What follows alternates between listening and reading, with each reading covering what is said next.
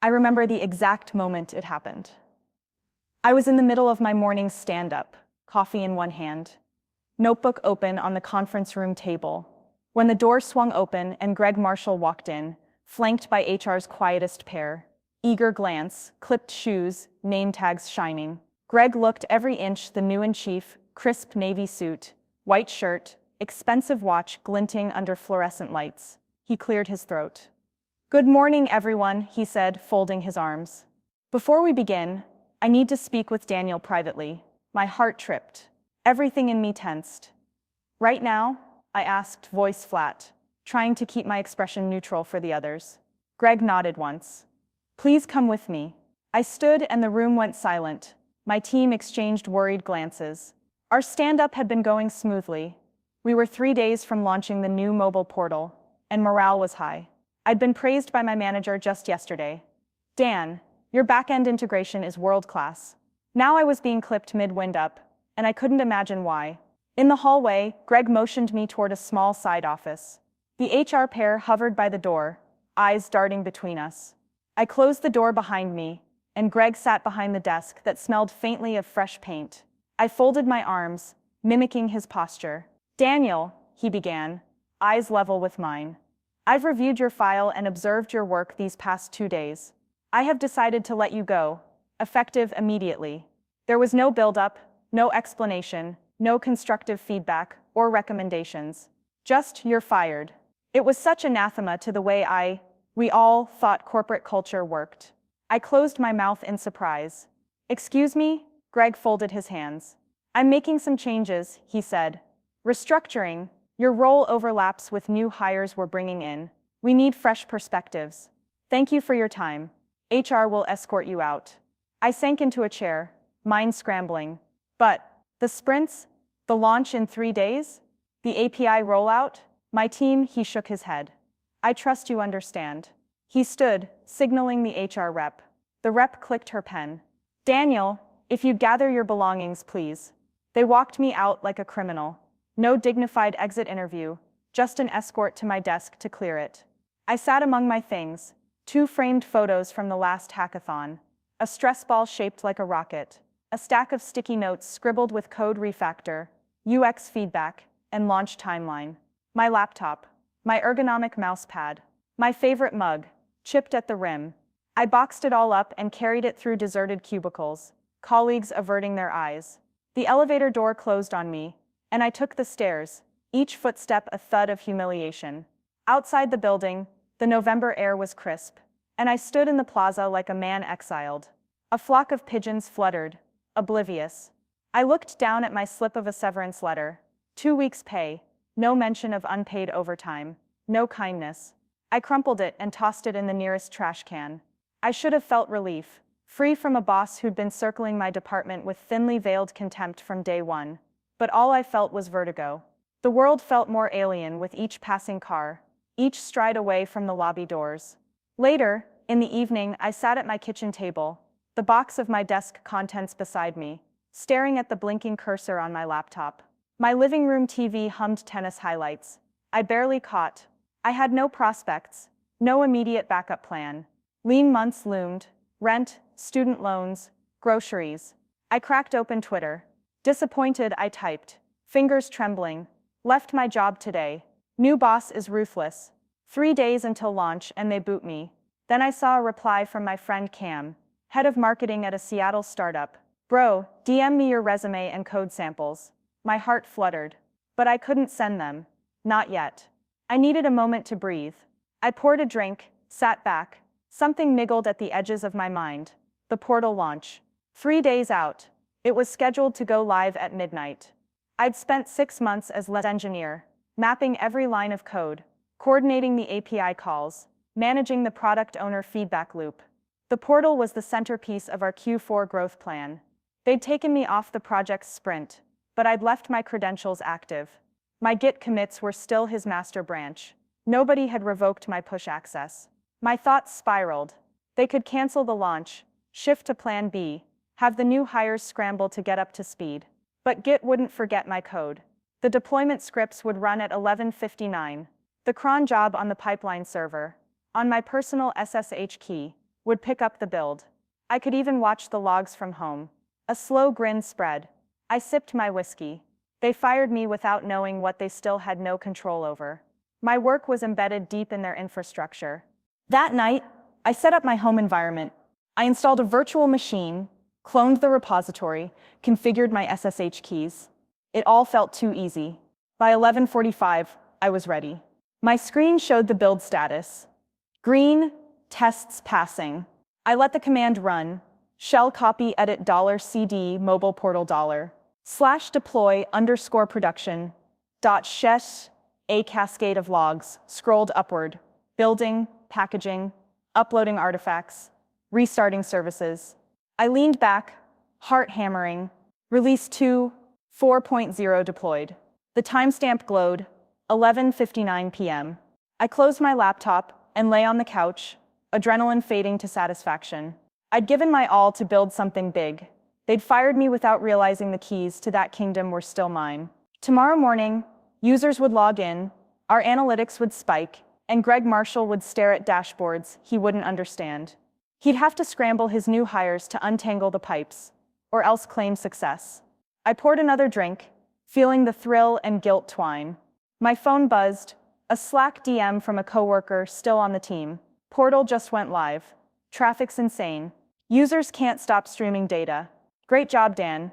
I exhaled, shook my head. Yeah.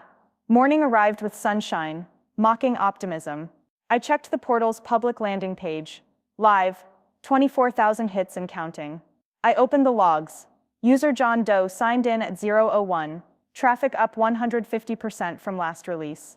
My code was powering their marketing campaign. I watched the error rate, 0 errors. Perfect. I felt a surge of pride even as blame gnawed at me for going behind their backs. My phone buzzed again. This time, an email from Greg Marshall. Subject: login credentials revoked. Daniel, your SSH keys were used in the deployment last night. Please explain. GM. I smiled and typed back. Enjoy the show. Sent. Within minutes, a flood of alerts hit my phone. Engineer after engineer tagged me on Slack. WTF is happening? Portal down? Greg. Need rollback. Our new team can't even log in. How did Dan do this? The office buzzed. I closed my laptop and got dressed. I needed to see it in person. The chaos I'd orchestrated, the panic in the dashboards themselves. I arrived at the office just as the mid-morning sun blazed off the glass facade. I hadn't officially told anyone I was fired, so I strode in with the confidence of a consultant. My badge still worked at the turnstile. The lobby was filled with suits and urgency, and the security guard recognized me and waved me through. I felt an odd pang. Would they stop me? On the 12th floor, I found Greg's office door open. He sat at the window, scrolling on his phone, face tight. Dan, he said without surprise. You have 5 seconds to explain. I leaned on the doorframe. I deployed the code. The keys were still active. It's no accident. His face went white. You sabotaged me? I shook my head. I honored my work. The portal's live, performing better than expected. You just fired the wrong guy at the worst time. He pushed himself up. You'll pay for this. He reached for his phone. I left before he could dial.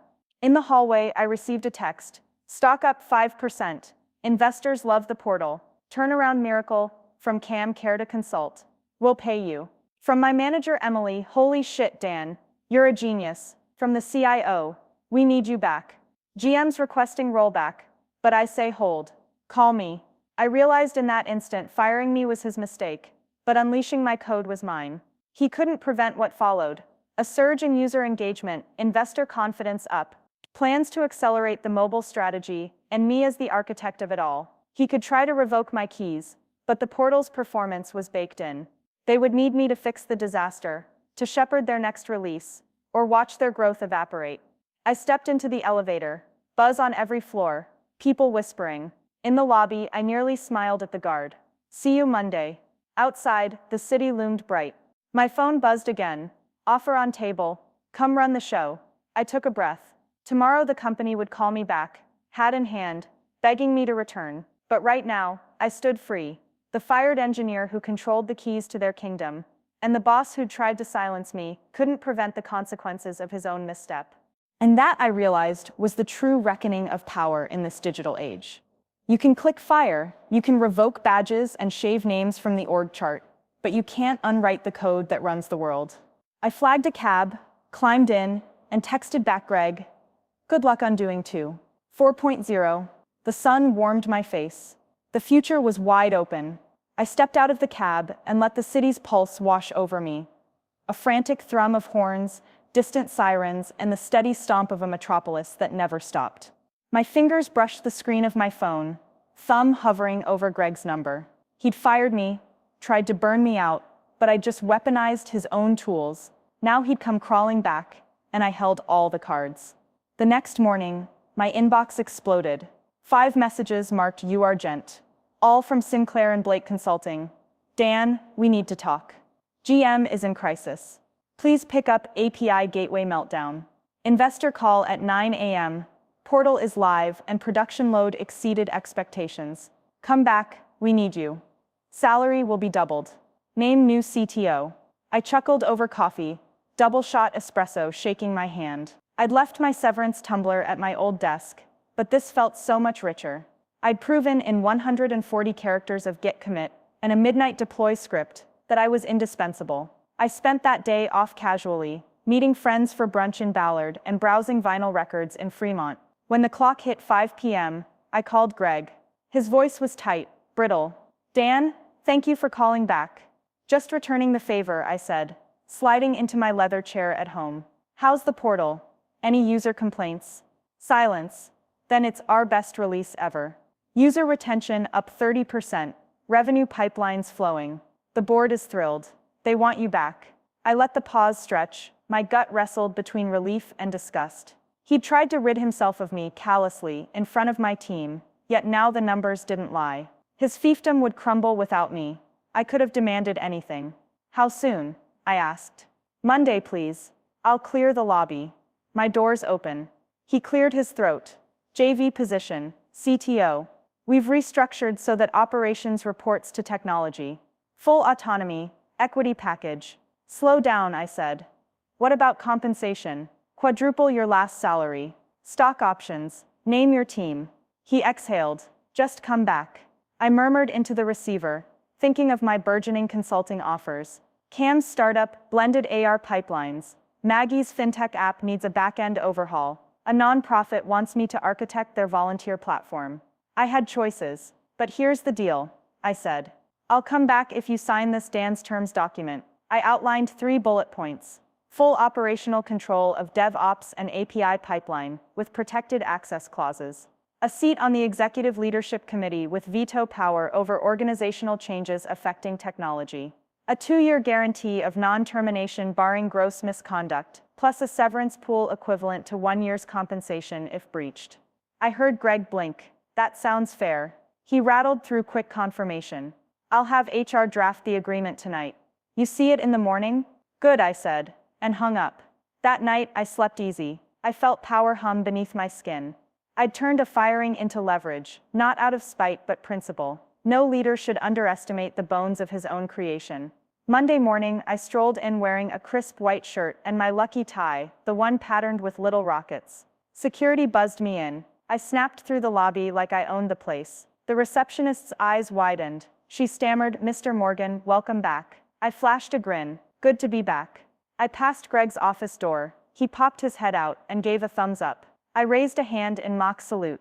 My old cube welcomed me like a time capsule.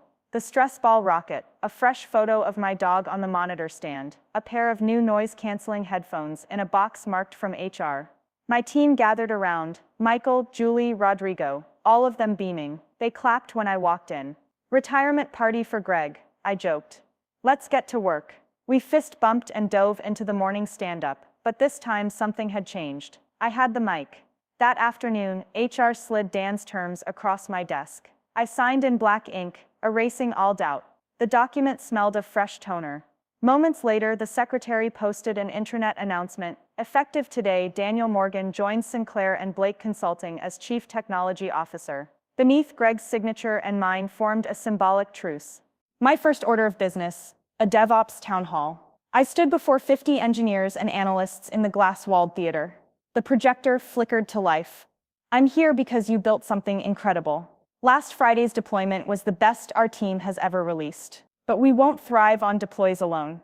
We need structural resilience, cross-training, bug bounty programs, automated load testing, and yes, a guaranteed headcount for our squad next quarter. The room crackled with energy. When I asked for questions, hands flew up. They trusted me. They believed in what we could build together. By Wednesday, I'd restructured the technical org chart, rebalanced teams, assigned hackathon budgets, carved out a UX research stream. I took over our sprawling Confluence wiki, distilled our architecture down to a single diagram, and posted it in the main hallway. People paused to read it, then nodded in understanding. On Friday, I met with the Chief Marketing Officer and Sales VP. The portal's data showed a 40% uptick in trial-to-paid conversion. We sketched out a joint campaign to ride that wave. They leaned in, accenting every phrase with "Dan says," as though my title had become a brand in itself. Saturday afternoon, I answered emails on my deck at home, the summer sun warming my back. I'd almost forgotten the fear I felt last week, standing outside those lobby doors, stripped of identity. Now, I had something more solid than a job: authority, respect, and a genuine sense that my work mattered. And all because Greg, in his rush to stamp out a perceived threat, had overlooked the simplest truth. You can change your boss, but you can't erase your impact. Code deploys, trust earned, performance delivered. That's a legacy no firing can undo. Sunday night, as I packed my bag for Monday's flight, my phone buzzed with notifications. A message from Cam, another from Maggie, one from a recruiter at Google. Opportunities knocked again, because when you own your craft, the world waits for your next move. I put my phone down and ran a hand over the orbit pattern tie. Tomorrow, I'd land in San Francisco for a summit with global partners, ready to share our blueprint: how a community of engineers, given autonomy and respect, can power an entire organization. I closed the laptop and exhaled. The new boss may have given me the boot, but my vision, my code, and my people had carried it forward. Nothing could stop that momentum now. As I switched off the light, I thanked my younger self for every late-night bug hunt, every refactored module, every bit of obsessive polish. Those lines of code became inescapable roots, binding me to Sinclair and Blake's future. I lay back, the rocket tie pinched in my jacket pocket, and smiled. They'd thought they could fire me quickly. But none of it mattered, because I'd already set the wheels in motion, and they were impossible to stop. My next chapter was just beginning.